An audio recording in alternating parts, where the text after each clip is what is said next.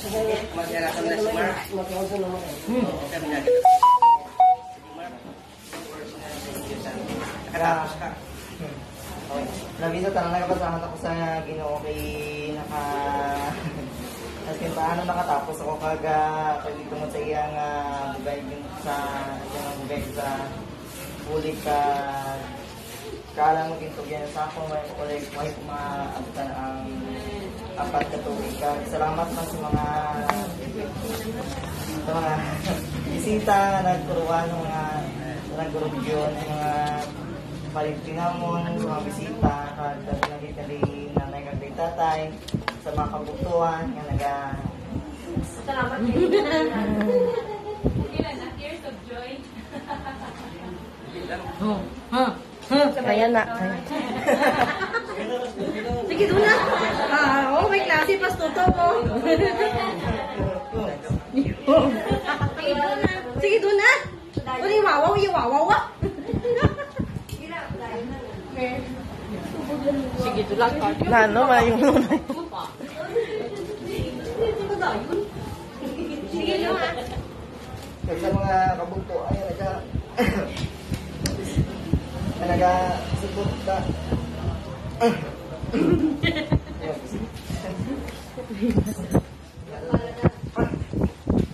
Naga-suporta physically sa morally, physically, financially. Magaling na yung kita pa.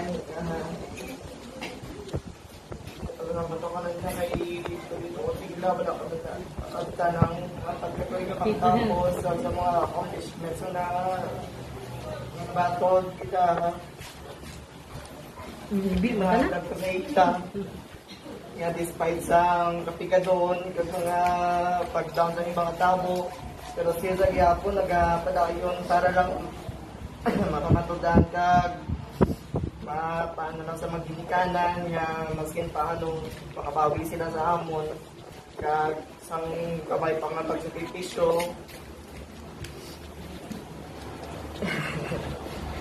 pabayaan nga duman nga kami duman nga kabataan na yung tatay nga nag-sakripisyo sa inyong pag-kalipay na kamudili sa kalibutan nga wala na sa mga pagpangabutla kag kasubo nga magdiyan. Salamat na sa kay pastor sa mga ibang sasbahan nga nag-support na spiritually nga ito nga tanan sa Ginoo kay wala imposible sa Ginoo nga maski ano kapudlain kag mga trials sa magyan sa panimalay sa isilangan kag mga dagang pangabuhi pero kaya pa nang Ginoo nga nagabuli kag tuloy sa amon niya makatapos sa alin sa kinder as sa college kag salamat man sa mga nag-motivate sa amon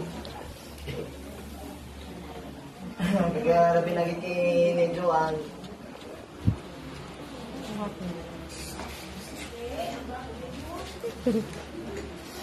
financially tatapos ako in first year sa pag fourth year nga gusto sanay nga wala siya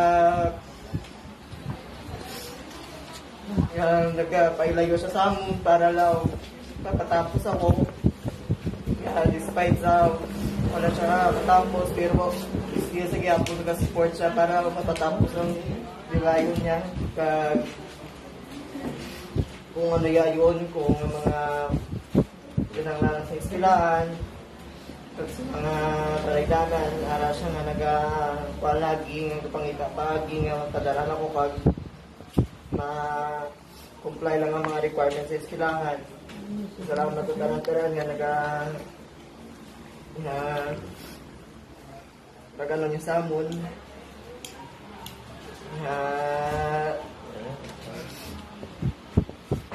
para mo dyan ka na besides ang karayon niya kag